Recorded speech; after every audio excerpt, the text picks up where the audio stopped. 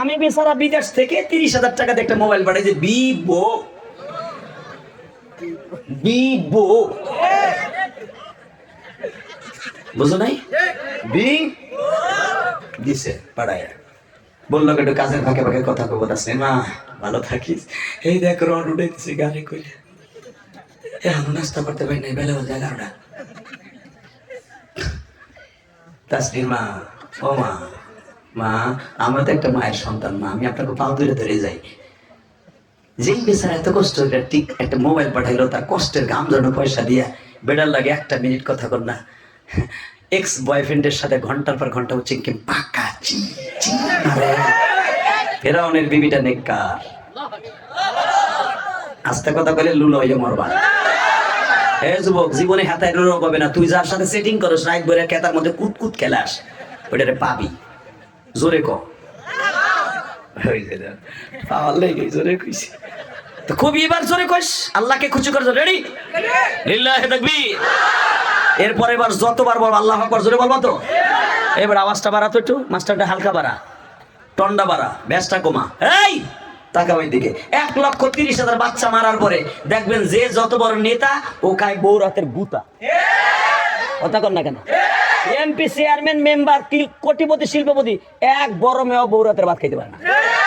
আর গ্যাঞ্জাম করতে গেলে মাংস মনে করেন কথা কয় না।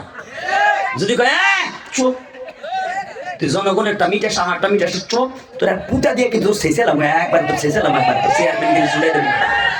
ওটা ডরে কয় ঠিক আছে তুই যা কবি তাসলি তাই ঠিক। তুমি কইলেও ঠিক, না কইলেও ঠিক, আমরা জানি এগুলা ঠিক না বেটি? চেয়ারম্যানের বউ আমার কাছে নালিশ করে, এমপির বউরাও নালিশ করে, আমরা এগুলো জানি। ঔষধ দেওয়ার সিস্টেম আমার কাছে আছে। ওই যে কালামপুর ইমাম সাহেব কত বড় বড় শিল্পপতি রে পানি ভাড়া দিবেন কয় কে, আমি হয়ে থাই আমার বকুল বালিশ কারাকজনের সাথে পরকিয়া করে। কথা কন না কেন? জোরে কন। এই রোগে বর্তমানে মা বোনদের কেমন ভাবে ধরছে, প্রত্যেকটা সংসারে আজকে আগুন লেগে গেছে। কথা কও না কেন? এই যে মহিলারা আইছে, কিছু মেডিসিন দেওয়ার দরকার না? দিমু দেই। স্বামী বেচারা বিদেশ থেকে 30,000 টাকা দিয়ে একটা মোবাইল পাঠাইছে। বিবো বিবো বুঝো নাই?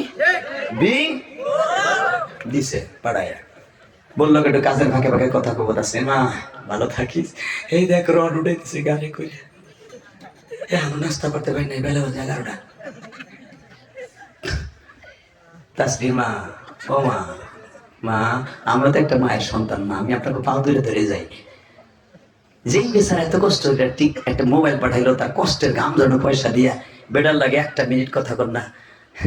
এক্স বয়ফ্রেন্ডের সাথে ঘন্টার পর ঘন্টা হচ্ছে কি পাকা কেন? কথা কর না কেন? বর্তমানে কিছু হিজড়া বেড়া আছে, হিজড়া যুবক আছে, বউরে দিয়ে টিকটক করে পয়সা কামায়।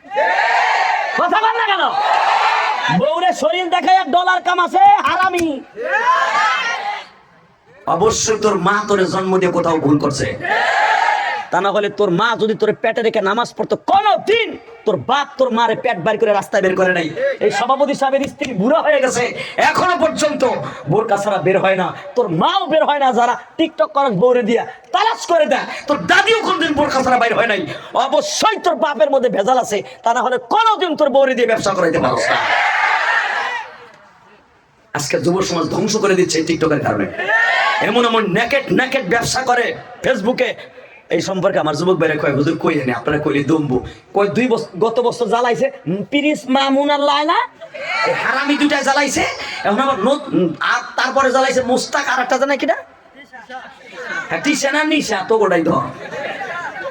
আমার মনে কয় এইগুলারে অতি তাড়াতাড়ি অ্যারেস্ট করা উচিত, তা না হলে চাচা আপনি রাগ করতে পারেন, আপনার নাতিটা নষ্ট হয়ে যাবো।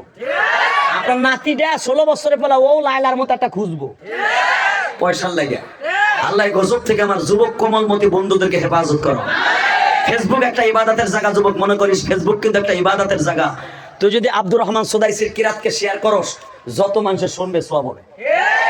এই সিরাজুল সাহেবের ওয়াজ তুই যদি শেয়ার করস, আমি ইলিয়াস রহমান জিহাদের ওয়াজ শেয়ার করস, খালেদ সাইফুল আইবির ওয়াজ শেয়ার করস, হাফিজ রহমান সিদ্দিকের ওয়াজ শেয়ার করস, আল্লাহর কুতুব সালমানের ওয়াজ যদি শেয়ার করস, কসম করে বলে যাই, যতগুলো যুবক একটা কথা শুনবে, একটা কথা কমলে শোনার বিনিময়ে মাজলিসুল ফিকহাতিন খায়রুম মিন ইবাদাতি 60 সানাবা, মজলিসে বসার পরে একটা হাদিস শুনে যদি 60 বছর ইবাদত করার সওয়াব পাইতে পারে, ইউটিউবে শুনাও মনোযোগ সহকারে শুনলে 60 বছরের না পাক 30 বছর হয়তো পাবে। পারবি না? খারাপ কোনো জিনিস শেয়ার করবে না ইনশাআল্লাহ বলে। আমি আমার মাদেরকে বলবো, মা কোনোদিনও স্বামী রেখে অন্য পুরুষের সাথে ফেসবুকে কথা বলেন না মা, আপনার স্বামী অনেক কষ্ট করে টাকা কামায়, ঠিক না বেঠিক?